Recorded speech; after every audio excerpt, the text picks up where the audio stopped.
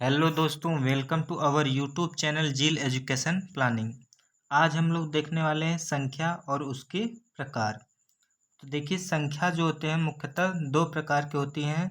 पहला होता है वास्तविक संख्या, ये रियल नंबर, और दूसरा होता है काल्पनिक संख्या यानी इमेजिनरी नंबर। तो देखिए, इमेजिनरी नंबर जो होते हैं वे संख्या होती हैं जो केवल कल्पना कर सकते हैं, होती नहीं है। जैसे अंडर रूट में माइनस में 5 लिख दें, यह एक काल्पनिक संख्या है। अंडर रूट में माइनस में 7 लिख दें, यह भी एक क्या है, काल्पनिक संख्या है। यानी रूट में वे संख्या जो निगेटिव फॉर्म में होती हैं वह सभी क्या होंगी, काल्पनिक रूप से होती हैं, यानी वो काल्पनिक संख्याएं होती हैं। हम लोग वास्तविक संख्या को मुख्यतः दो भागों में बांटते हैं। पहला है परिमेय संख्या यानी रेशनल नंबर, और दूसरा है अपरिमेय संख्या यानी इरेशनल नंबर। अब हम लोग देखिए अपरिमेय संख्या और परिमेय संख्या क्या होता है, जिसे P अपान क्यू के रूप में लिख सकते हैं। और क्यू नॉट इक्वल होना चाहिए जीरो, यानी नीचे जीरो नहीं होना चाहिए, उसे परिमेय संख्या कहते हैं। अगर से यहीं पर जिसको P अपान क्यू के रूप में नहीं लिख सकते हैं वो क्या हो कहलाएंगी, यह अपरिमेय संख्या कहलाती है। जैसे परिमेय संख्या की बात करें तो 1/2 हो गया, 5 हो गया, या फिर माइनस में 3 हो गया, यह सभी क्या है, परिमेय संख्या है। लेकिन अपरिमेय में जैसे अंडर रूट में हो गया 5, यह क्या है कि इसको रूट से बाहर नहीं निकाल सकते हैं, यह क्या हो जाएगा, एक अपरिमेय संख्या। सबसे ज़्यादा पूछे जाने वाला क्वेश्चन यह है कि पाई क्या है, एक परिमेय संख्या या अपरिमेय संख्या। तो याद रखिए कि पाई जो होता है यह एक अपरिमेय संख्या होता है, और शून्य जो होता है, शून्य शून्य एक परिमेय संख्या होता है, क्योंकि इसको हम लोग 0/1 लिख सकते हैं। तो यह क्या कहलाएगा, एक प्रकार का यह अपरिमेय, क्योंकि हमको नीचे शून्य नहीं मिल रहा है।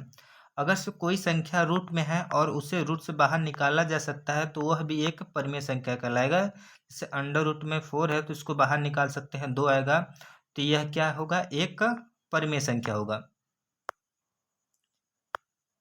परिमेय संख्या को अगर से हम लोग देखा जाए तो इसके कई प्रकार हो जाएंगे, या फिर इसके परिमेय संख्या के अंतर्गत कई संख्याएं आएंगी। जैसे प्राकृतिक संख्या या नेचुरल नंबर, तो जहाँ से हम लोग गिनती स्टार्ट करते हैं बचपन में, वहाँ से संख्याएं जो होती हैं प्राकृतिक संख्या होती है। जैसे 1, 2, 3, 4 और इसी तरीके से अनंत तक जाएंगी, यह सभी क्या है, प्राकृतिक संख्या है।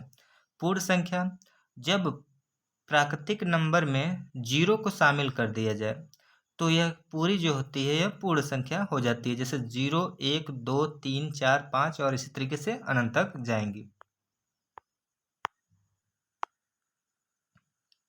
पूर्णांक संख्या या इंटीजर नंबर, तो जब हम लोग पूर्ण संख्या यानी 0, 1, 2, 3 में, इसमें जब हम लोग इसमें निगेटिव में प्राकृतिक संख्या को लिख दें, यानी -1, -2, इसी तरीके से इधर भी आगे बढ़े, तो यह जो होगा ये पूरा, यह पूर्णांक संख्या कहलाता है। यानी 0 से लेकर धनात्मक में और ऋणात्मक में जो संख्याएं होती हैं यह पूर्णांक संख्या कहलाता है। अगला है सम संख्या या इवन नंबर, तो वे संख्याएं जो 2 से कट जाए या जिसको 2 से विभाजित किया जा सके उसे सम संख्या कहते हैं। जैसे 2, 4, 6, 8 और इसी तरीके से आगे। अगला है विषम संख्या या ऑड नंबर, वे संख्या जिसे 2 से नहीं काटा जा सकता है। जैसे 1, 3, 5, 7 इसी तरीके से आगे भी, यह सब जो है यह विषम संख्या है। अगला है भाज्य संख्या, कंपोजिट नंबर, वे संख्याएं जिसके अधिकतम 3 फैक्टर हो यानी 3 गुणनखंड हो उसे हम लोग भाज्य संख्या कहते हैं। जैसे हम लोग लिख ले 1, 2, 3, 4, 5, 6, यह सब जो है नेचुरल नंबर है। इसमें देखिए एक की बात की जाए तो एक को काटने वाला अंक सिर्फ एक ही होता है, तो यह एक भाज्य संख्या नहीं होगा। क्यों? क्योंकि इसको काटने वाली वे संख्याएं जिसको काटने के लिए कम से कम 3 संख्याएं होनी चाहिए, कम से कम 3 संख्याओं से कटना चाहिए। तो एक है बस केवल एक से कटेगा। दो की बात करेंगे तो दो को काटने वाले जो नंबर हैं यह एक है और यह खुद दो है। और तीन की बात करें तो तीन को काटने वाले एक है और यह खुद तीन है। तो यह सब जो है यह भाज्य संख्या नहीं होगा। अगला है चार, तो चार को काटने वाला एक है, दो से भी कट जाएगा और खुद चार से कट जाएगा। तो यह जो है चार सबसे छोटी भाज्य संख्या है। अगला हो जाएगा 6, 8, 9 और 10, इसी तरीके से आगे भी।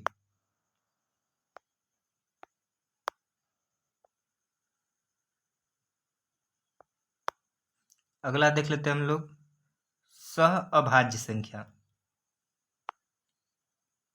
सह अभाज्य संख्या यानी वे संख्याएं, दो संख्याएं जिसको आपस में काटे ना जा सके, यानी यह बोल सकते हैं कि ऐसी दो संख्याएं जिनका मसह एक होना चाहिए, यानी उसमें कोई भी कॉमन फैक्टर नहीं होना चाहिए। जैसे हम लोग देख लेते हैं 4 और 9, इसका अगर से मसह निकालेंगे तो एक आएगा, क्योंकि 4 और 9 दोनों संख्याओं को काटने वाला कोई ऐसा अंक नहीं है, सिर्फ एक है। तो इसका मसह क्या हो जाएगा? एक।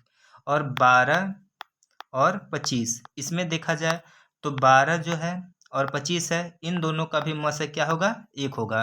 तो देखिए सअभाज्य संख्या। अगला है जुड़वा सअभाज्य संख्या। तो जुड़वा जो होता है, जुड़वा इसमें क्या होता है कि ऐसी दो अभाज्य संख्याएं जिनके बीच का अंतर दो हो। तो इसमें देखिए सअभाज्य में क्या होता है कि वह संख्याएं जो होनी चाहिए वह भाज्य भी हो सकता है और अभाज्य भी हो सकता है, लेकिन वह दोनों आपस में कटने वाला अंक नहीं होना चाहिए। यानी इन दोनों का मसह सिर्फ क्या होना चाहिए? एक।